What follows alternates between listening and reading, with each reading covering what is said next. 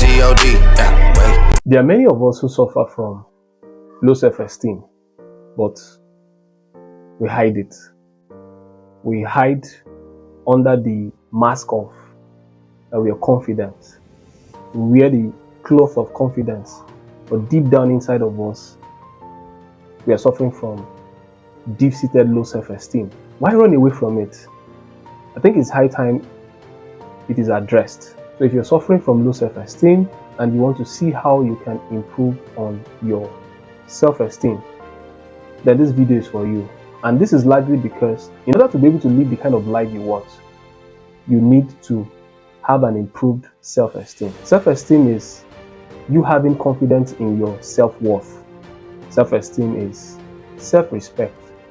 Self-esteem is confidence in your self-worth. So in this video, I will be taking you through 4 practical steps on how to improve your self-esteem. Trust me, it's very practical. Stay with me. To improve your self-esteem, the first thing you need to do is to identify what you believe. Identify your belief. The reason is because low self-esteem is actually tied to what you believe, because your behavioral disposition and decision is a function of what you believe, and what you believe is shaped by what you think. If you can identify what you believe, then that is the first step towards improving your self-esteem. For instance, let me create hypothetical conditions. Do you believe that you're not likable? Do you believe that you're not smart enough or that you're not good enough? That is a belief. That belief is as a result of your thought pattern. Your thought pattern is what gives rise to that belief. So I first identify what you believe, because low self-esteem is tied to what we believe, and that belief gives rise to our behavioral disposition in terms of having a low self-esteem or displaying a low self-esteem. Now, the second thing is to identify what is sponsoring that belief. Every belief is sponsored by a thought pattern. Why? Because what we ultimately believe is a function of our thought pattern, what we think. Our thinking pattern determines what we will believe, which will in turn give rise to our behavioral disposition and the quality of decisions we take. So now that you have identified what you believe, the next thing is to identify what is sponsoring that belief. So take for instance, like I mentioned previously, if you believe that you're not likable, then the question is, what is sponsoring that belief system?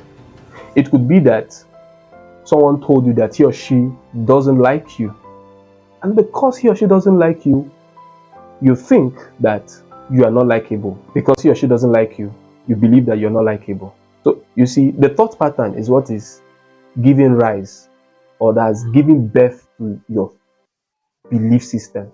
You believe that you're not likable because someone says he or she doesn't like you. Another hypothetical condition, as with the previous one, is you believe that you're not smart enough or you're not good enough because your boss at your place of work told you that the work you did not make any sense. So on that grounds, you believe that because your boss said your work did not turn out well, doesn't like your work, some other people did it better than you, you believe that probably you're not just smart enough or you're not good enough.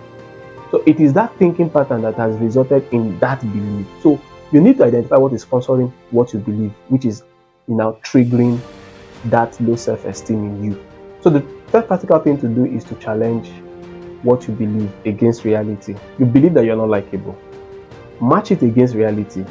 Is it possible that in reality, in the real life, nobody likes you? The answer is no.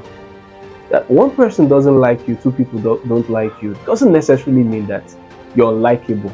There are definitely a handful of people out there who like you. So you see that by thinking of the happening, the situation differently, it will help you to have a different belief system. After you've established that fact, that one person doesn't like you doesn't necessarily mean that you are unlikable. The fourth thing is to ask yourself, what would change if you had a different thought pattern? A whole lot will change if you had a different thought pattern. If you had a different thought pattern, it will affect what you believe. If you think that you're not liked by one person, two persons, doesn't necessarily mean that you're unlikable. It will definitely affect what you ultimately believe. You could make excuses for the person who doesn't like you. Probably the person is upset at that particular time, but doesn't necessarily mean that you're not likable. You could make, of course, excuses too that the job that was given to you didn't turn out well today. Doesn't necessarily mean that the job would not turn out well another time. Because definitely there would have been one or two persons who have told you within the little time you've stayed on earth that you're smart or you're good. So that you did not do something good now doesn't necessarily mean that you're not smart enough or that you're not good enough. So the point I'm making is that for you to improve your self-esteem, number one, you need to identify what you believe. Number two, establish what is sponsoring it. What thought pattern has sponsored that belief? Number three, place that belief against reality. When you match it against reality, you begin to see things differently. Number four, you ask yourself, what would change if you had a different thought pattern? A whole lot will change. Which means that instead of you thinking that you're unlikable, instead of you to resolve that you're not smart enough or you're not good enough, you reroute what you think. You reassess your thought pattern so that your belief doesn't tend towards something that would, trigger low self-esteem in you. So I know that these steps and exercises might be mentally and emotionally challenging.